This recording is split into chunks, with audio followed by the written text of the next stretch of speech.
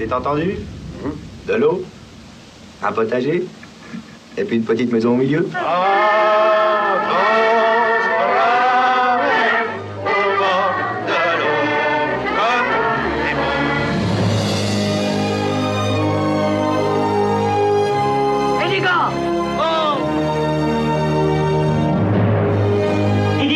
Pas faire un restaurant? Non, mon pote, moi je sais ce qu'on va faire. On va faire une guinguette. Il y aura de la musique, de la gaieté et de l'amour. On va construire une guinguette et puis on va la construire nous-mêmes. Alors ça y est, hein? On est chez nous? Allez. Ah ben oui, allez, un point pour les amoureux, les sportifs et les pêcheurs à la ligne. Le paradis de Philippe Pinson et les dorados des chevaliers de la Gauche.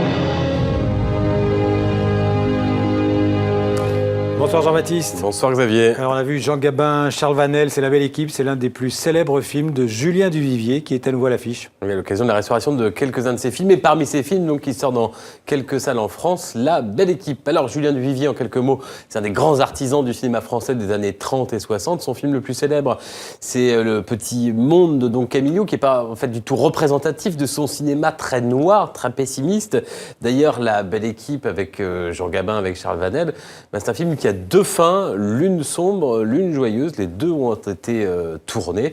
Et puis, autre film qui ressort sur quelques écrans et qui lui aussi est très sombre, d'ailleurs ça a été un échec à sa sortie, c'est Panique, avec Michel Simon, l'histoire d'un type accusé à tort d'un crime. Patrice Lecomte en a fait un remake d'ailleurs, c'était Monsieur Hir avec Michel Blanc. Et bien, lui aussi, ce Panique ressort en salle. Voici quelques images. Il y a un cadavre dans le terrain vague. Jésus-Marie! Oh mon Dieu, j'y vais, je reviens. C'est Mademoiselle Noblet.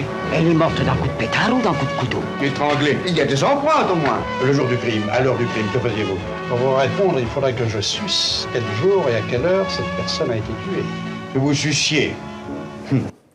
Alors du cinéma à la peinture avec une exposition consacrée à un peintre méconnu du XXe siècle, presque oublié d'ailleurs, Albert Marquet. Albert Marquet est réhabilité en ce moment au musée d'art moderne de la ville de Paris avec une expo qui a commencé il y a 2 semaines et qui a un succès absolument inattendu parce que c'est pas un grand nom de la peinture, en tout cas c'est pas une star de la peinture, et pourtant cette peinture elle a quelque chose d'absolument hypnotique. Son meilleur ami, c'était Matisse, qui disait de lui, d'Albert Marquet, que c'était un génie. Alors qu'il peigne Notre-Dame de Paris sous la pluie ou le port de Naples, ce myope très discret n'a certes rien révolutionné, c'est pas Picasso, hein.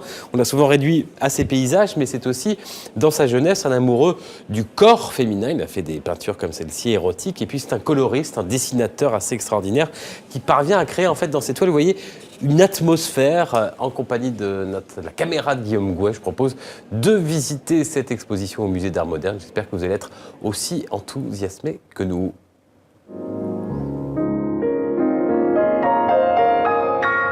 Il a été oublié parce qu'il n'était effectivement pas dans un courant, parce que c'est une personnalité très à part, même s'il était très proche de Matisse, même si ça a été un fauve à un moment donné, mais il a surtout fait illusion. C'est-à-dire il a voulu être extrêmement discret, et il a voulu avoir l'air d'un monsieur tout le monde de la peinture, et je crois que le public a fini par croire que c'était vrai, et que c'était une peinture tout à fait banale, et parce qu'elle prenait les apparences de banalité.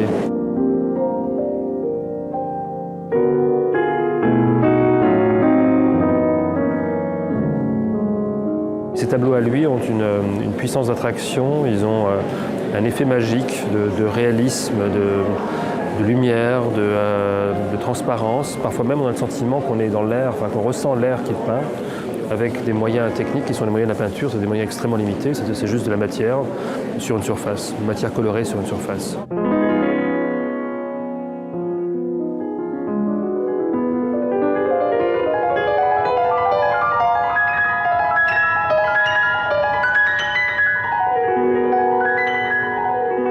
Par le tableau au point qu'on est comme transporté dans l'espace du tableau. C'est-à-dire on se sent pris à l'intérieur, alors par évidemment tout le leurre du réalisme, mais on a le sentiment d'être au milieu des canotiers, au milieu des barques qui sont dans la baie de Naples, sur le bord de la plage du Pilat, en plein cœur de Paris, devant Notre-Dame de Paris.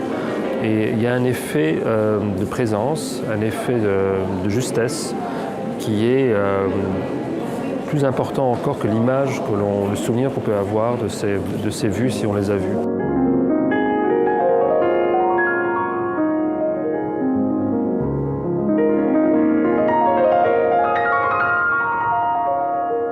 de se quitter, Jean-Baptiste, un petit bonus encore. Oui, on a joint Patrice Lecomte, le cinéaste, qui est un grand fan, figurez-vous, d'Albert Marquet. Il nous explique pourquoi.